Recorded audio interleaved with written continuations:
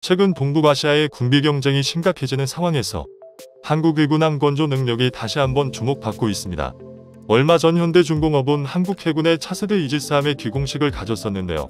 그런데 한국이 현대 해군 무기체계 중 엄청난 고난도 기술을 요구하는 이지스함을 1년 만에 건조하겠다는 뜻을 밝혀 세상을 놀라게 하고 있습니다.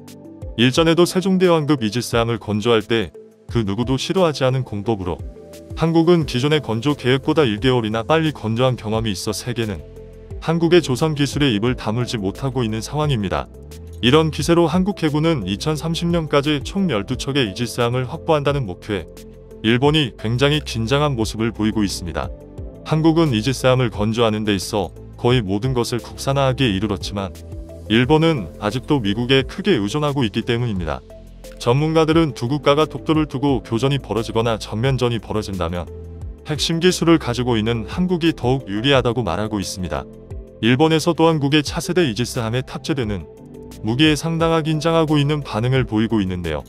과연 한국형 차세대 이지스함은 어디까지 진행됐으며 한국의 조선 기술이 군함 건조에 어떤 영향을 끼쳤는지, 그리고 일본이 왜 한국의 차세대 이지스함에 긴장하고 있는지에 대해 알아보겠습니다.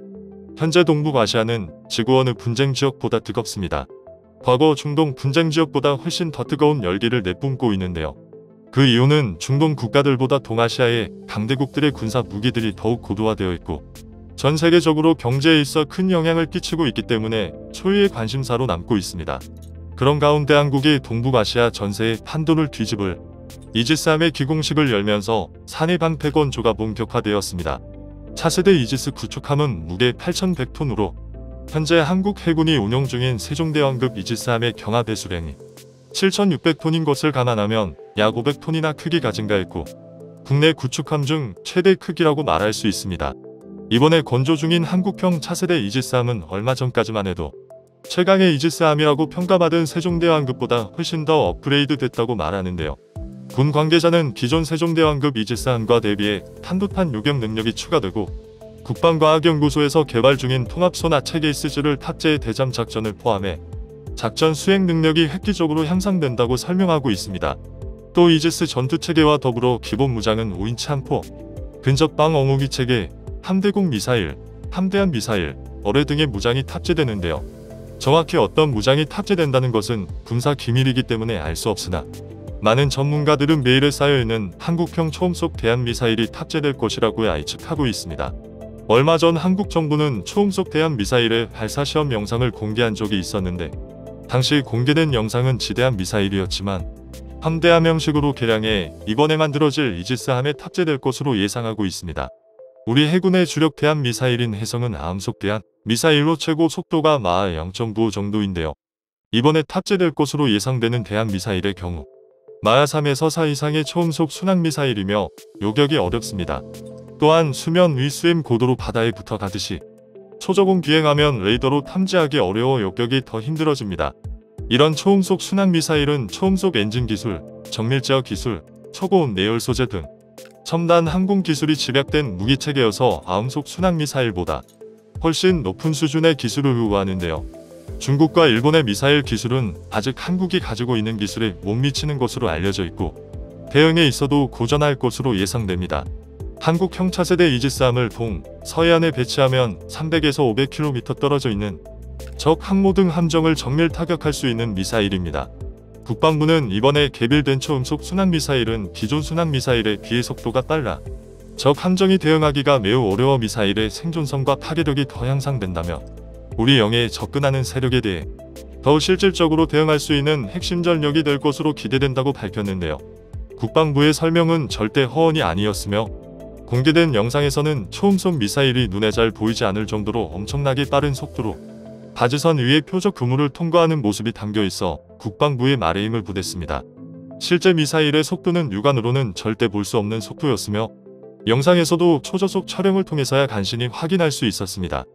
초음속 미사일이 바지선 위그물을 받치고 있는 쇠기둥의 명중에 쇠기둥을 부러뜨리는 모습으로 종전에 시험했던 장면에서 네티즌들은 빛의 속도다, 소름 돋는다 등의 반응을 보이기도 했습니다. 군 당국이 공개한 영상에서 국산 초음속 미사일은 발사 장면과 외형 등이 러시아의 P-800 야운트 초음속 미사일과 흡사한 모습을 보였는데요.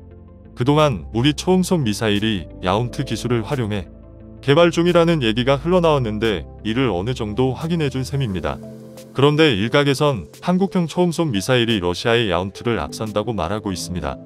야운트는 길이 8.9m, 직경 70cm, 무게 3.1톤이며 최고 속도 마 2.5에서 3의 고속으로 최대 300에서 600km 떨어진 목표물을 타격할 수 있습니다. 한국형 초음속 대한 미사일의 제호는 기밀이라 정확한 정보를 알 수 없지만 전문가들 사이에선 야운트보다 약간 작은 크기로 길이 6.6m, 직경 53cm, 무게 1.5톤이고 탄두 중량은 250kg가량일 것으로 추정하고 있습니다. 한국형 초음속 대한 미사일은 적 레이더에 잘 잡히지 않도록 스텔스 설계를 했으며 야운트보다 훨씬 작기 때문에 적의 눈에 쉽사리 발각되지 않는다는 장점이 있습니다. 또한 명중률 면에서도 레이더 및 열영상 장비 등 다양한 정밀 유도 장비를 갖춰 정확도 면에서 더 높습니다. 한국의 차세대 이지스는 국산 초음속 대한미사일 탑재로 동북아 해전의 판도를 바꾸는 전력으로 거듭나게 된 것인데요. 일본은 한국의 차세대 이지스에 탑재되는 또 다른 무기 체계에 긴장하고 있습니다. 일본 군사 무기 전문 사이트 한국만능론에는 한국의 차세대 이지스함에 대해 소개하면서 차세대 이지스함에 탑재되는 수직발 사체계에 집중 조명했습니다. 일명 KVLSII인데요. 한국만능론은 KVLSII가 미국의 수직발사 체계인 MK-41보다 더 크다고 밝혔습니다. KVLSII의 높이는 9.8m로 MK-410I 7.7m인 것을 감안하면 약 2m가 더 깁니다. 이는 러시아의 함정 수직발사 체계보다도 길며 일본 항공만능론은 한국 해군이 차세대 이지스함으로 ICBM을 발사하려는 의도로 크기를 키웠다고 예상하고 있습니다. 이 글에 달린 댓글에는 대부분 한국이 또 허세를 부린다, 또 미국 수직발사 체계에 K만 붙였다는 반응을 보이지만 몇몇 일본인들은 정확히 분석하기도 했는데요. 수직발사대의 크기를 키우면 장래의 미사일 발전에 대응할 수 있고 대한미사일도 경납하려면 별도의 사연장 발사대가 필요 없어지므로 정비 및 운용 면에서 유리하다. 연료와 작약이 많을수록 미사일은 당연히 대형화되기 마련이다. 그것을 수용하는 수직발사관이 더 커지면 더 긴 사거리의 고위력 미사일을 탑재할 때 따로 전용 발사대가 없어도 발사할 수 있게 된다. 미국도 MK-41의 극초음속 미사일을 탑재하려고 하니까 대형 수직발사 체계를 개발하고 있어 한국이 그것을 먼저 시작한 느낌이야 라며 함정의 미사일 능력 강화를 위해 담을 수 있는 용기부터 개발했으며 미국보다 앞서고 있다는 반응을 보이고 있습니다. 한마디로 한국이 미사일 화력을 증가시키기 위해선 경납할 수 있는 발사대부터 대형화해야 하기 때문에 미국보다도 큰 수직 발사대를 개발한 것이라고 말하고 있는데요. 전문가들은 최근 현무사의 베일이 벗겨지지 않은 상태에서 KVLSII의 크기가 현무사-얌대지 미사일에 맞게 제작되지 않았나에는 예측을 하고 있습니다. 한 물리학자는 현무내가 마 12로 하강하게 되면 TNT-3600톤의 위력을 갖는다고 설명하면서 현무사 4발이면 히로시마 원폭 수준이라고 말하고 있는데 만약 그 물리학자의 계산이 맞다면 한국형 차세대 이지스함에 16발의 현무사가 탑재될 시 웬만한 대도시는 초토화시킬 수 있는 진정한 디스트로이어 능력을 갖게 되는 것입니다. 차세대 이지스함 흔적을 탐지하는 센서들도 성능면에서 더욱 개선됐습니다. 신형 이지스함에는 최신형 이지스 전투체계인 베이스라인 BL901 탑재되는데요. 베이스라인은 전투체계의 형성을 의미하는 용어인데 이지스 전투체계 구성 장비가 개선돼 기능과 형상이 크게 변할 경우 새로운 BL 번호가 부여됩니다.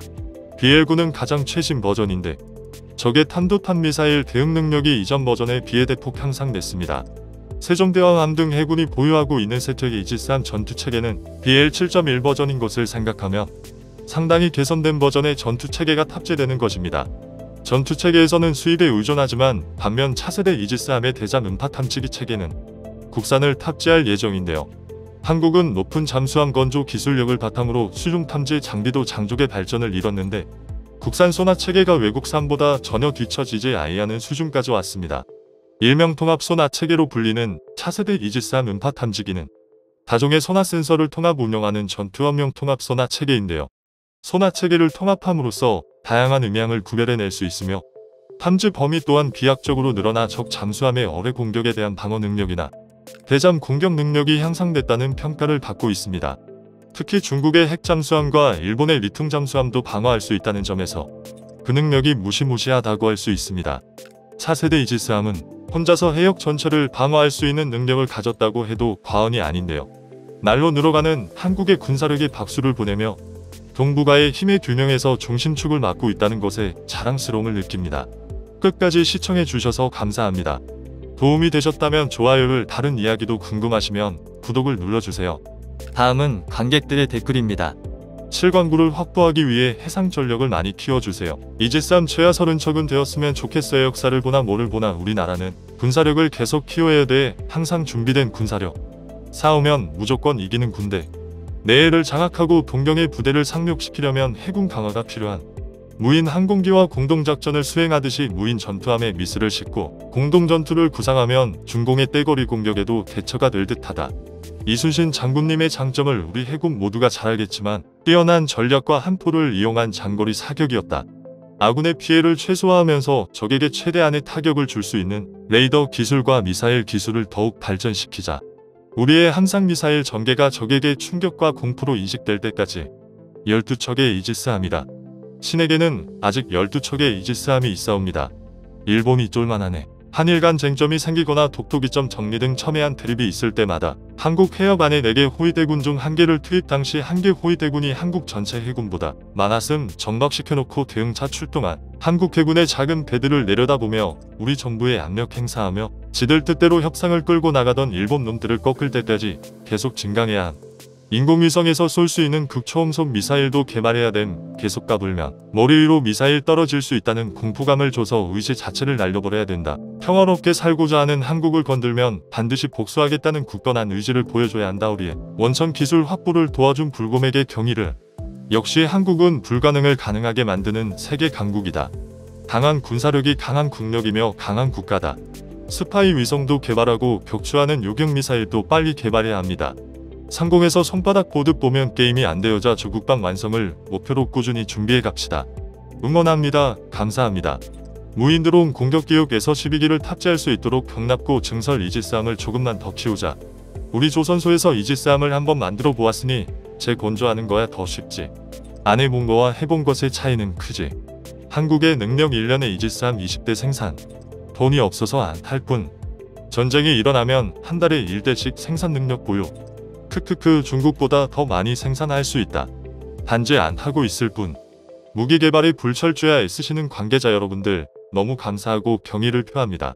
이순신 장군이 그랬듯 기술만이 살 길이다. 제대로 된 정치인 군인 나온 군인. 최고의 기술력 그리고 애국하는 국민. 스스로 지키자. 일본 한국은 수틀리는 국가를 불바다로 만들 셈인가? 한국 일본 열도를 불바다로 만들 셈인 것은 사실이다. 자주 국방이란 말에는 미군 철수란 말이 내포되어 있어 조심스럽게 써야 할 말이지만 한국이 자기 방어를 위해 꼭 준비해야 할 무기입니다. 그보다 더 중요한 것은 애국심과 정신무장입니다. 가족을 지키고 마을을 지키고 국민을 지키는 국방이 되기를 바랍니다.